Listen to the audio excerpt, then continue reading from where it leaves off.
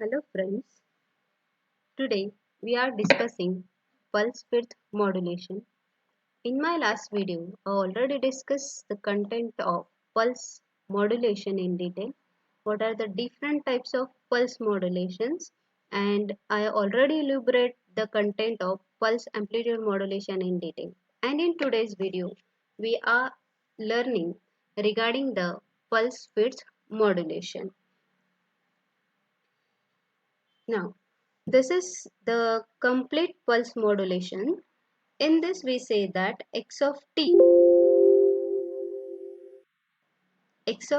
is a modulating signal which is continuous in nature, continuous time nature. C of t is a nature of pulse train which is carrier signal. It is a pulse carrier. Now this we already finished in the last video, the study of pulse amplitude modulation, which indicates that the amplitude of the pulses is going to be varied with respect to the modulating signal. The width is constant, the duration between the two pulses is constant, but the amplitude of each pulse is going to be varied. This is a single-sided pulse amplitude modulation. And now in this series, in this video, we are studying the pulse width modulation. In PWM, the width of the carrier pulses,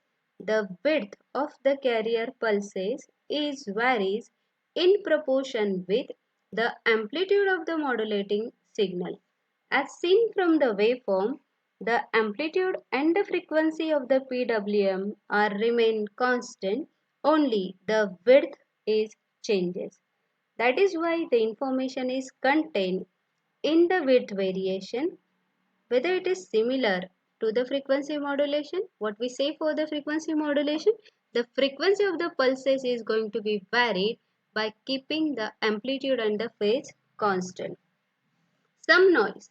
Some noise is added towards the transmitter side when we generate the pulse width modulated signal, and towards the receiver it is possible to remove this unwanted amplitude variation very easily by using a most important circuit called as a limiter circuit.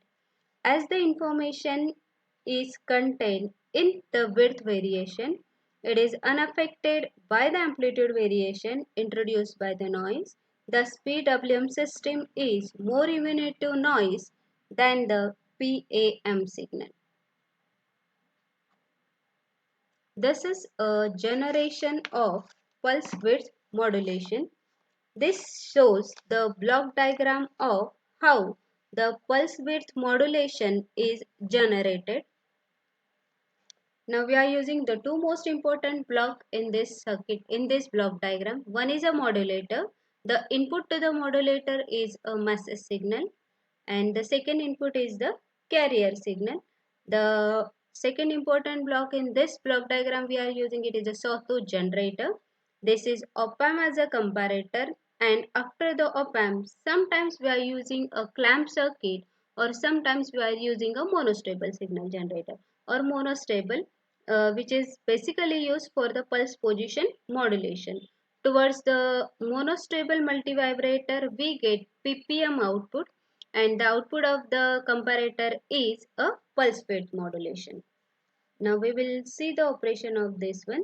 The input signal or the message signal x of t is applied to the comparator towards the non-inverting terminal of the comparator. Therefore, it is a non-inverting comparator, and the second input is from the sawtooth generator. Basically, it generates a ramp waveform which is shown in this waveform, and the second input to the inverting terminal is ramp signal. As this is work as a comparator, we have a three process. Whether the message signal is greater than the ramp signal. If the message signal is greater than the ramp signal, definitely the output is positive.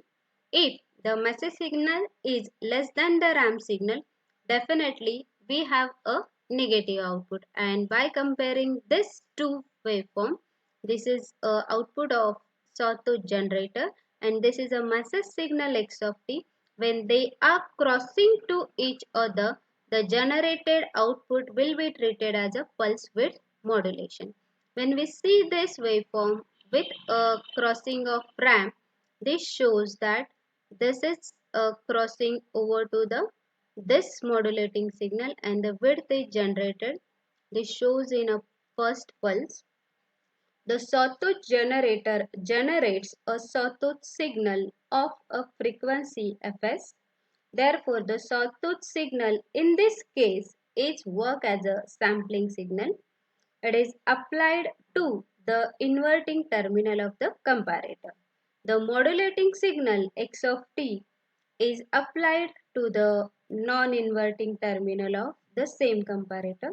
The comparator output will remain high as long as the instantaneous amplitude of x of t is higher than that of the ramp signal.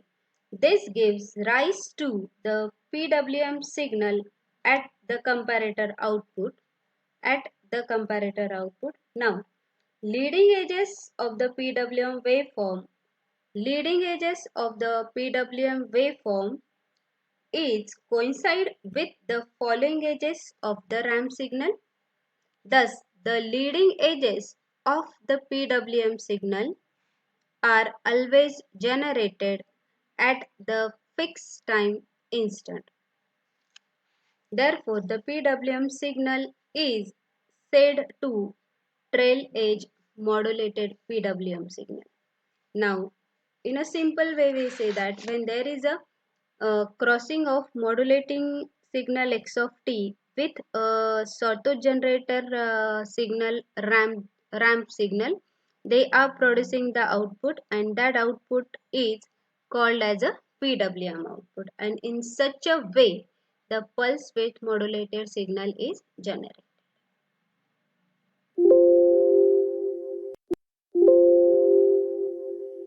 Now we will see the detection of pulse width modulation. Whatever the pulse width modulation signal is generated, that is going to be applied to the two main generator. One is called as a ramp generator and the second is a synchronous pulse generator.